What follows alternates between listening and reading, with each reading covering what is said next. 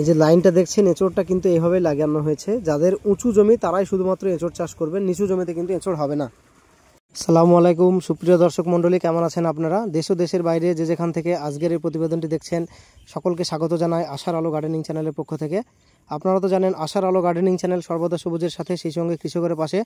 আজকে এটা আমার নিজের জমিতেই ড্রাগন প্লাস কাঁঠাল লাগানো হচ্ছে। এটা হচ্ছে ড্রাগনের মাপ। আমি যে বেডটা করেছি বেডের মাপটা রেখেছি 3 ফুট, আর 2 ড্রাগনের যে বেড তার মাঝে গ্যাপিং রেখেছি 7 ফুট। আপনারা চাইলে 8 ফুটও রাখতে পারেন, বা জায়গার সংকীর্ণ থাকলে 6 ফুটও রাখতে পারেন। সম্পূর্ণ ভিডিওটি স্কিপ না করে দেখার চেষ্টা করবেন, কেননা আজকের ভিডিওটি খুবই গুরুত্বপূর্ণ হতে চলেছে। 6 ফুট রাখলে আপনার একটু যাওয়া আসা করতে সমস্যা হতে পারে, কিন্তু 6 ফুটটা তাদের জন্যই বললাম যাদের হয়তোবা জায়গার সমস্যা আছে, বিশেষ করে হয়তোবা জায়গা একটু সংকীর্ণ আছে। আর এই যে দেখছেন আমরা কিন্তু বেডটা বানিয়েছি 3 ফুট। আর এই যে একটা ড্রাগনের থেকে আরেকটা ড্রাগনের যে মাপ, এটা মাপকাঠি করা হয়েছে, এটা 1.5 ফুট গ্যাপিং দিয়ে কিন্তু লাগানো হচ্ছে। লাগানোর প্রসেসটা আপনারা সুন্দরভাবে দেখে নিন। এখানে দুটো দেওয়ার কারণ হচ্ছে একটা গাছে এখনও শিকড় হয়নি। যাই হোক, শিকড়ের যেখানে হয়তো একটু আপনার ডাউট মনে হবে যে একটা গাছে আমার সমস্যা হতে পারে, সেক্ষেত্রে আপনারা অবশ্যই দুটো চারাও দিয়ে দেবেন পাশাপাশি, তাতে কোনো সমস্যা নেই। আর এখানে দেখুন সকলে লাগাচ্ছে পরপর মাপ করেই কিন্তু এটা লাগাতে হবে। এই জিনিসটা আপনাকে কিন্তু একটা ধ্যান দিতে হবে। গাছের যে দূরত্বটা 1.5 ফুট, আর আগেই বললাম যে বেড করেছি 3 ফুট, আর মাঝে দুটো ড্রাগনের মাঝে গ্যাপিংটা রেখেছি 2 ফুট। কারণ 2 ফুট গ্যাপিং রাখলে আপনার কি হবে, মাঝে এখন পিলারটা আমি যেহেতু এই মুহূর্তে দিচ্ছি না, পরে পিলারটা কিন্তু আমি দেব, সেক্ষেত্রে আপনি 2 ফুট রাখলে মাঝে যে 1 ফুট আপনার গ্যাপিং থাকছে, আপনার সময় মতো আপনি পিলারটা তৈরি করে নিতে পারবেন এবং পিলারটা নিয়ে কিন্তু তখন ড্রাগনটা দিতে পারবেন। আর এঁচড়ের গ্যাপটা আগেই আপনাদের বললাম, এঁচড়ের গ্যাপিংটা হচ্ছে 12x12, মানে লম্বাতেও 12 চওড়াতেও 12, মানে কাঁঠালের দৈর্ঘ্য প্রস্থ দুই দিকেই কিন্তু আপনার 12x12 ওটা রাখতে হবে। আর কাঁঠাল যারা চাষ করতে চাচ্ছেন, আপনাদের সাজেস্ট করব যাদের নিচু জমি তারা কিন্তু চাষ করবেন না। জল জমে থাকলে কিন্তু সেক্ষেত্রে কাঁঠাল গাছের ক্ষতি হয়ে যাবে, বা কাঁঠাল গাছ কিন্তু জল জমে থাকলে কিন্তু কাঁঠাল গাছ হবে না। আর এই যে ড্রাগনগুলো দেখছেন, এটা কিন্তু খুব সুন্দরভাবে সাবধানতা অবলম্বন করে এইভাবে লাইন করে নেবেন। আপনারা লাইন করে নিয়ে সুন্দর করে 2 ধারের মাটি কিন্তু সুন্দরভাবে আপনারা চেপে দেবেন হাত দিয়ে। চেপে দেওয়ার পরে যাদের গাছে শিকড় কমপ্লিট, গাছ রেডি গাছ, তারা কি করবেন, সঙ্গে সঙ্গে সেচ দিয়ে দেবেন। আর যাদের গাছ রেডি নয়, হয়তোবা কিছুটা দেরি আছে শিকড় হওয়ার, সেক্ষেত্রে আপনারা সেচটা কিন্তু পরে দেবেন। আর কাঁঠালটাও কীভাবে লাগানো হয়েছে সেটা তো অবশ্যই আপনাদের শেয়ার করব। কাঁঠালটা সিঙ্গেল লাইন করেই কিন্তু লাগাতে হবে।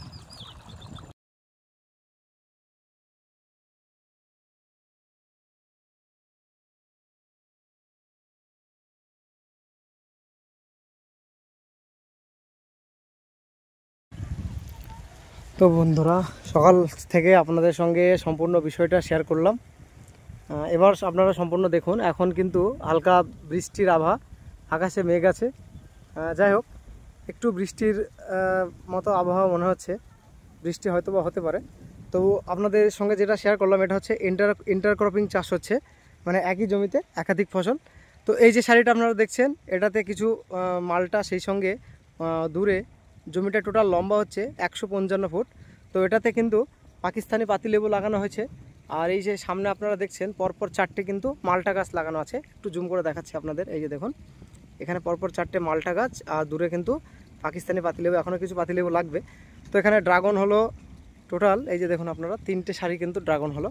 আচ্ছা, ড্রাগনের গ্যাপিংটা এবার আপনাদের একটু ঠান্ডা মাথাতে বুঝিয়ে দিচ্ছি। সেটা হচ্ছে এই যে লাইন করা আছে আপনারা দেখছেন, এই যে লাইনের দূরত্ব টোটাল এটা হচ্ছে 3 ফুট, আর গাছের দূরত্ব একটা গাছ থেকে আর একটা গাছ 1.5 ফুট। তো 1.5 ফুট দূরত্বে কিন্তু গাছটা লাগাতে হবে। আর মাঝে এই যে ফাঁকাটা দেখছেন, পিলারটা এখনও করা হয়নি। যাই হোক, পরে যখন গাছটা একটু বড় হবে নেক্সট টাইম, তখন পিলারটা ওর সঙ্গে কিন্তু মাঝে কিন্তু পিলারটা দিয়ে দেবো। আর এই যে মাঝের গ্যাপিংটা, এটা আমি 7 ফুট রেখেছি। আপনারা চাইলে 8 ফুটও রাখতে পারেন।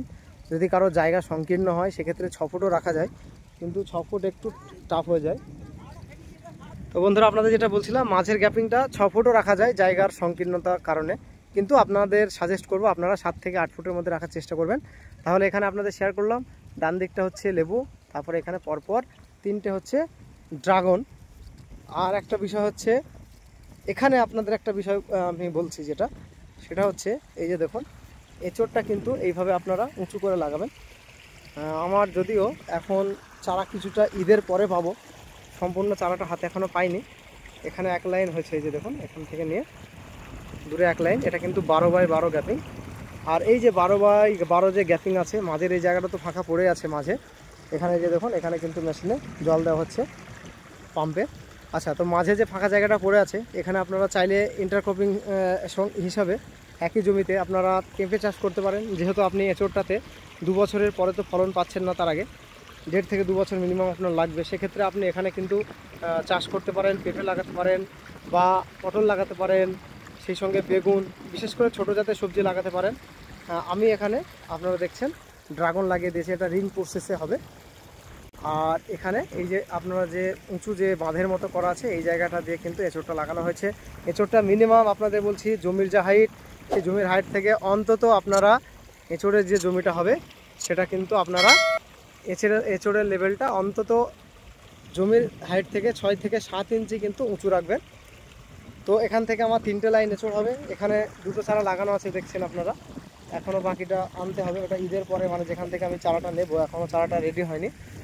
আর এখানেও মাঝে রিং প্রসেসে ড্রাগন কিন্তু হয়ে যাচ্ছে। আর এই যে বাঁধটা দেখছেন, এই বাঁধটা আর এইটা দূরে 3টে জায়গাতে কিন্তু আমার এঁচোড়টা হচ্ছে। টোটাল আমার এখানে এঁচোড় বসছে 39 পিস, আর ড্রাগন লেগেছে 750 পিসের একটু বেশি। তো যাই হোক, সম্পূর্ণ বিষয়টা আপনাদের সঙ্গে শেয়ার করলাম। আর ড্রাগনের মাঝের এই যে অংশটা, এটাতে যদি আপনার জলও জমে সেক্ষেত্রে কোনো সমস্যা হবে না, যদি আপনার ড্রাগনের যে বেড, সেই বেড যদি উঁচু থাকে। তো এখানে আপনারা দেখছেন আবার জল দেওয়া হচ্ছে, জলটা আসছে। আর লাগিয়েই কিন্তু জল দেবেন। বিশেষ করে বন্ধুরা যাদের ড্রাগনের, আমার কিন্তু আপনারা দেখে বুঝতে পারছেন এই যে চারাগুলো দেখুন, আমার কিন্তু সব রেডি চারা। হ্যাঁ, যাদের কিন্তু চারা রেডি থাকবে না, আমার প্রত্যেকটা চারাই কিন্তু রেডি আছে। যাদের চারা রেডি থাকবে না, তো এই যে দেখছেন আমরা এখন জলটা দিয়ে দেবো। হ্যাঁ, যেটা বলছিলাম আপনাদের, যাদের কিন্তু ড্রাগনের চারা রেডি থাকবে না, হয়তো আপনারা কাটিং ডাইরেক্ট লাগাচ্ছেন, সেক্ষেত্রে কিন্তু সঙ্গে সঙ্গে এভাবে জল দেবেন না, সেক্ষেত্রে আপনার ড্রাগনের কিন্তু ক্ষতি হয়ে যাবে। আর আমার চারা দেখে আপনারা বুঝতে পারছেন সম্পূর্ণ চারাটা কিন্তু আমার রেডি গাছ আছে। আমি আজ থেকে 3 মাস আগে প্রায় চারাটা তৈরি করেছিলাম। তো সেক্ষেত্রে আমি যদি এইভাবে জল দিয়ে দিই, আমার সেক্ষেত্রে কোনো সমস্যা আসবে না। কিন্তু যারা ভাবছেন যে ডাইরেক্ট কাটিংয়ে চারা লাগবো, তাদের জন্য সাজেস্ট করব জলটা কিন্তু আপনারা খুব হিসাব করে হালকা দেবেন। তো আশা করি সম্পূর্ণ প্রসেসটা আজকে আপনারা বুঝতে পেরেছেন। আপনাদের ড্রাগন থেকে শুরু করে এঁচোড় কীভাবে কি লাগালাম সম্পূর্ণ বিষয়টা শেয়ার করলাম। আশা করি আজকের ভিডিওটি থেকে আপনারা ড্রাগন চাষ, সেই সঙ্গে একই জমিতে এঁচোড় চাষ সম্বন্ধে একটি সম্পূর্ণ ধারণা পাবেন। ভিডিওটি আজ আর বেশি লম্বা করছে না। দেশ ও প্রবাস থেকে অলরেডি আমার চ্যানেলকে যারা সাবস্ক্রাইব করে রেখেছেন তাদেরকে অসংখ্য ধন্যবাদ। আশার আলো গার্ডেনিং চ্যানেলের সঙ্গে জুড়ে থাকার জন্য নতুনদের উদ্দেশ্যে একটি বার্তা, আপনারা আমার চ্যানেলকে সাবস্ক্রাইব করে অল নোটিফিকেশন বেলটি অন করে রাখবেন, যাতে করে আমি কোনো ভিডিও দিলে খুব সহজে আপনারা নোটিফিকেশন পেয়ে যান। প্রত্যেক ভিডিওর শেষে আপনাদের আমি যেটা বলি, আবারও বলছি, আপনারা সকলে ভালো থাকবেন, সুস্থ থাকবেন, সবুজের সঙ্গে থাকবেন, সেই সঙ্গে আশার আলো গার্ডেনিং চ্যানেলের সঙ্গে সদা সর্বদা জুড়ে থাকবেন।